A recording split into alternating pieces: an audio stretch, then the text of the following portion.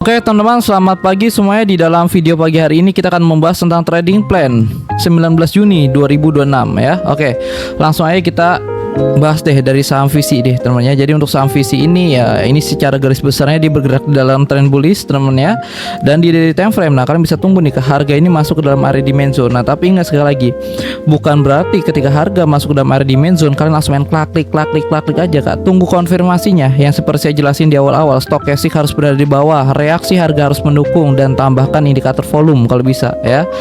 Ya, dia terkonfirmasi oleh candle reversal lalu disertai oleh volume yang menguat, tambah mantap kak ya. Jadi begitu untuk saham MDK.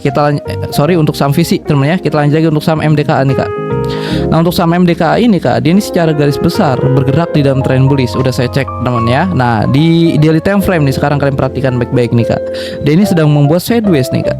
Ya nah sideways, ingat pergerakannya turun naik deh pokoknya kalau sideways teman ya. Jadi kalau misalkan lu entry di sini aja nih, harganya gagal jebol ke atas, lu bisa di-set lagi ke bawah. Nah jadi kalau lu mau masuk di saham MDK nih teman ya, lebih baik kalian bisa tunggu dia retest dulu deh kak ya. Sabar aja kak, kalau trading mah daripada lu hilang duit mendingan sabar kan.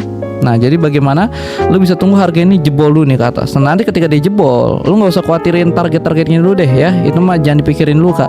Ntar lu bisa tunggu dia koreksi atau retest ya. Kalau nggak ada koreksi, kalau nggak ada retest pasti ada sih kak ya, nggak mungkin nggak ada temen ya. Atau kalian bisa tonton deh ya di video yang paling bawah tuh kak. Kalau harga naik, nah ada dua kemungkinan tuh kak, dia membuat retest atau dia membuat base. Lihat deh ya. Misalnya kalau pertanyaan kalian nih, kalau nggak ada koreksi gimana bang? Kalian lihat jawabannya ada tuh di video yang paling bawah kalau nggak salah tuh ya. Coba deh. Pokoknya kalau dia nggak koreksi atau nggak ada retest, dia membuat base kak. Nah ya jadi opsinya seperti itu ya. Opsinya seperti, nah tapi kalau kita lihat dari karakter marketnya ya, koreksi seperti ini. Nah ini ada nih kak tuh ya, kalian perhatikan deh ya, ada koreksi seperti ini. Nah maka dari itu kalian bisa tunggu dia retest. Kecuali band bear tuh nggak ada koreksi tuh kak ya, dia membuat base meledak naik. Nah tapi kalau karakternya kalau kita perhatikan, kalau untuk saham MDK ini ada temennya. Jadi kalian bisa tunggu dia koreksi atau retest nih. Nanti ketika dia terkonfirmasi baru kalian bisa entry. Nah baru deh untuk take profitnya bisa kalian setting di resistance terdekatnya aja dulu, nggak usah jauh-jauh. Nah stop loss di bawah candle reversalnya, kira-kira seperti itu. Oke, kita lanjut lagi untuk saham AMMN. Nah, dia ini masih bergerak dalam trend bearish kak. Ini jelas sekali, pada intinya selagi garis kuningnya tidak dijebol ke atas apapun itu, dia ini masih bergerak dalam trend bearish. Bisa naik nggak ya? Bisa kak. Nah kalian lihat aja dari story sebelumnya, dia naik dikit doang langsung jebol lagi ke bawah, dia naik dikit doang langsung jebol ke bawah, dia naik dikit doang langsung jebol ke bawah kak ya, langsung jebol ke bawah temen ya.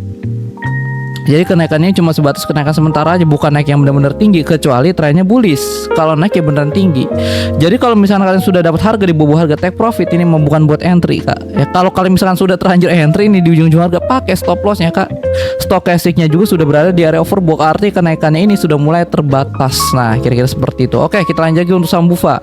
Untuk saham Bufa ini menarik kak ya. Kenapa menarik? Di weekly time frame nya dia bergerak bullish. Oke, sebentar nih ya. Nah dia bergerak bullish, dia masuk ke dalam area demand zone, stochasticnya mendukung ya. Nah itu banyak deh konfirmasinya. Nah tapi kalau kita lihat di daily time frame, dia kan ada pattern yang namanya falling wedge nih kak ya.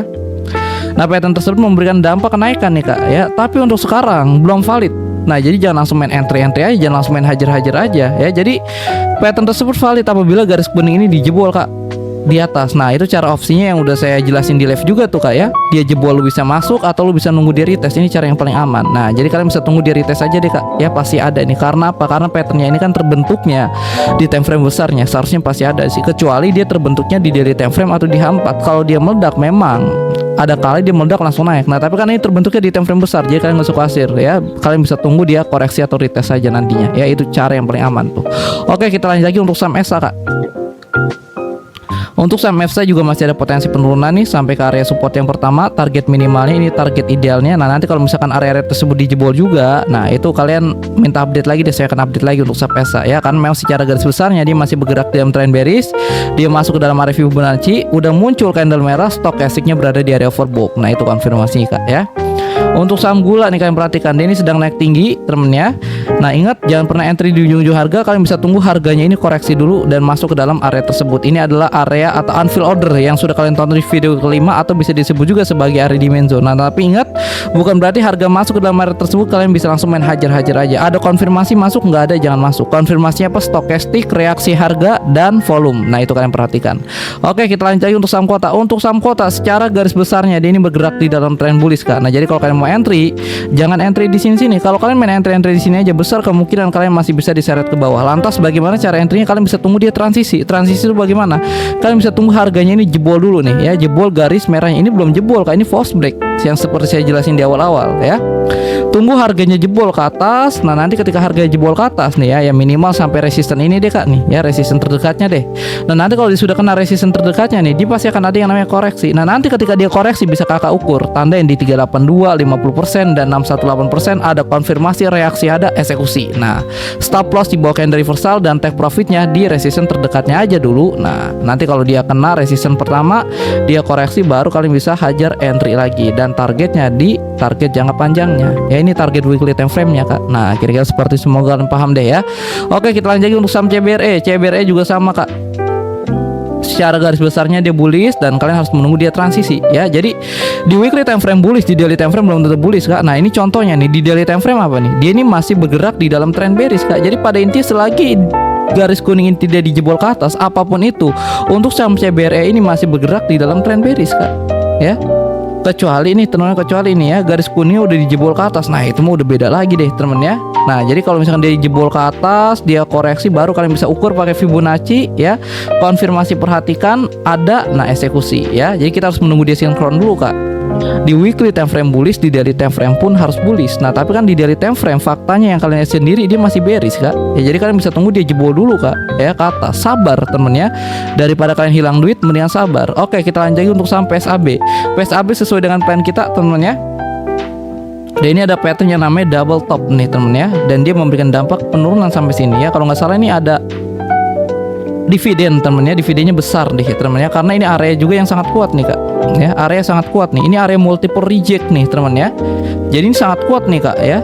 Kalian perhatikan deh, ketika harga kena garis merah dia terjadi penolakan ya. Kemungkinan besar ketika dia kena, dia terjadi penolakan juga kak, seperti itu temen ya. Nah tapi kan saat itu kita didukung oleh dividen, dividennya besar ya, kemungkinan besar temennya dia nggak bakal lanjut nih naik ya.